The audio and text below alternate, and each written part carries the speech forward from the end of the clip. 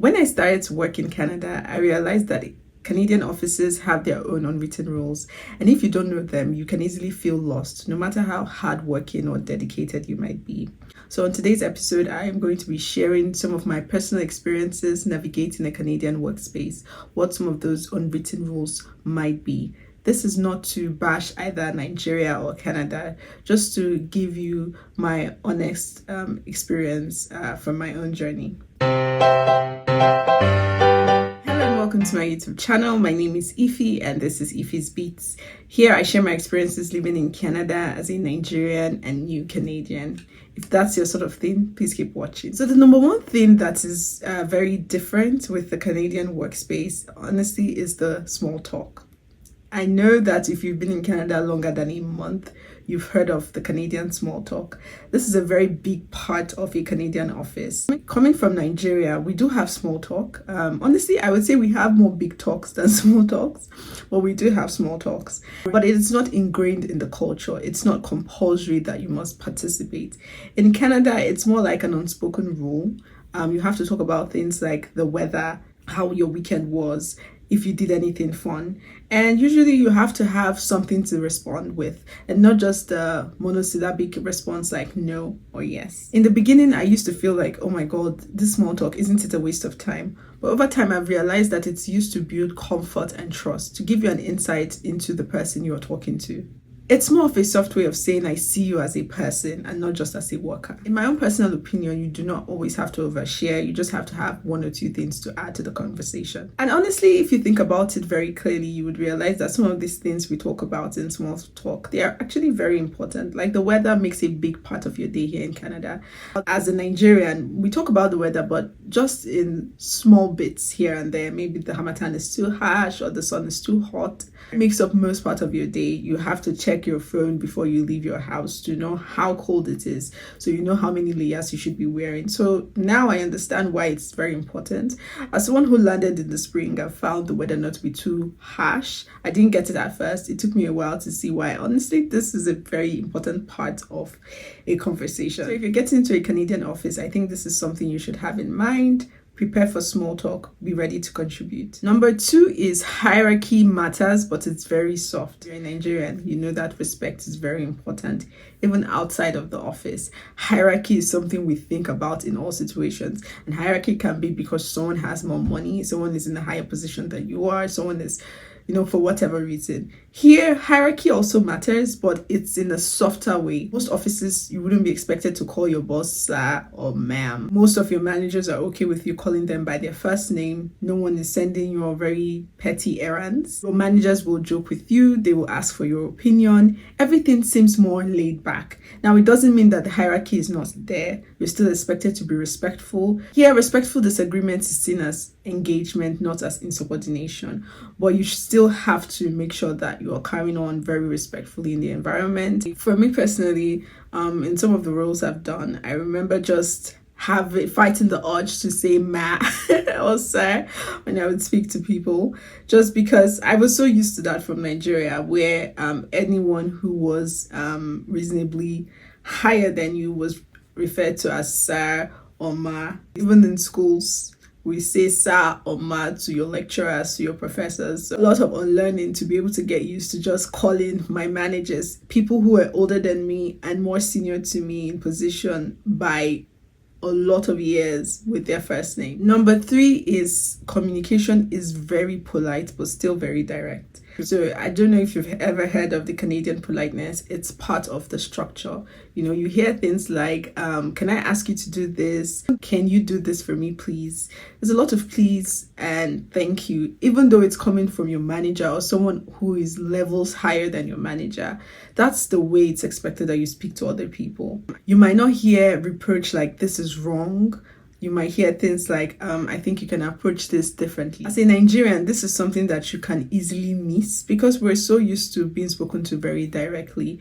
In Nigeria, for example, you are told point blank that something is wrong, your work is not good, you should revise stuff. Here in Canada, you have to pay attention to know when someone doesn't like what you've done. You really have to read in between the lines of the politeness. It's part of your daily life. And I think this is something that's very important because a lot of people have probably gotten into trouble because they did not realize that what they were being told is what they were expected to do and not just a random suggestion. Because sometimes the politeness can come off as suggestions to us coming from very direct countries versus instructions on what we're supposed to do. Experience I can tell you is a friend who started working somewhere. They were asked several times if they would like to take a break. Would you like to take a break now? Would you like to take a break now? And I remember she told me that she assumed that they were suggesting to her to take a break, not that they explicitly wanted her to take a break. Being a Nigerian, where we come from, a place where you have to be seen to look like you're working, you're putting a lot of work, you're afraid to look like you're not working. She declined multiple times thinking, you know what, no, I think I can work some more. I think I can work some more. She found out later that she came off as being rude. She was told by a very kind colleague who said, oh, people think you're rude because you do not want to take a break and you're messing up the schedule. This was when it dawned on her that she really was not being it really wasn't a suggestion. She was being told to take a break, and her refusal was coming off as being rude and not wanting to take a break and spoiling the schedule for her manager. So as a new immigrant who just got a job, it's very important that you realize the difference between a suggestion and an instruction. Please read between the lines. I would say it's better to play it on the safe side than to be sorry. Number 4 is time is treated very seriously. I know we're from a country where we say African time, and even though African time applies more to social gatherings, but I have seen many situations where it bleeds into the office space. In Canada, that is not very well tolerated. You have to stick to time, and if you're going to be late by any means, please let people know. And when you come into the meeting, you're also supposed to apologize for coming late. Please, if you've gotten a job in the Canadian workspace, know that meetings start on time, deadlines are taken seriously, and an apology is expected if you're not going to make it on time due to one reason or the other. So even if you join a meeting 2 minutes early and no one has joined, we rest assured that on the dot, everyone is going to be there as far as that is the right time for the meeting.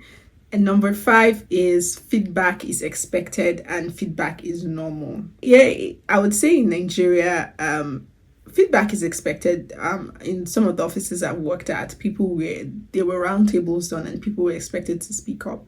But I wouldn't say it was as normalized as it is here in Canada. Everyone is expected to provide feedback, and it still boils down back to where hierarchy exists, but it's treated more softly.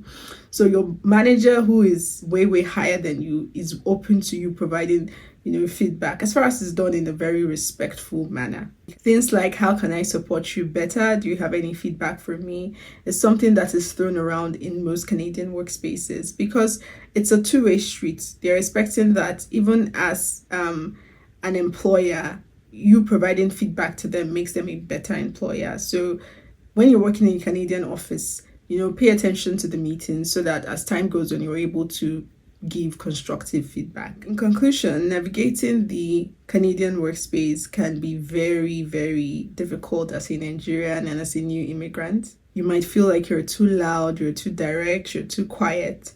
But I think one thing to always remember is that your skill is important. You were employed because of your skill. Your resilience, your adaptability, your problem-solving skills are strengths that you should lean on to help you navigate the office space better. So if you're a new Nigerian working in a Canadian office space, just realize that you're not alone. You're simply learning a new system, and it's going to take a while. So a strong closing tip that I would give you is learn about your environment as much as possible. Learn what is happening in the city, in the province, in the country.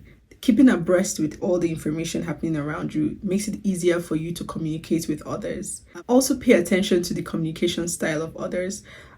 Accent aside, a lot of ways in which a typical Nigerian would communicate one information is different from the way a Canadian will communicate that same information. So pay attention to the way people around you are communicating so that you can adapt bits and pieces and you're able to communicate better with them. So at the end of the day, the important thing is being understood and not just talking. The more you understand the society you live in, the better you're able to navigate your office space. Anyway, if this video has helped you, please like, comment, share, Subscribe to my channel, engage in whatever form, and watch other videos that are on my channel telling you about how to navigate life here in Canada.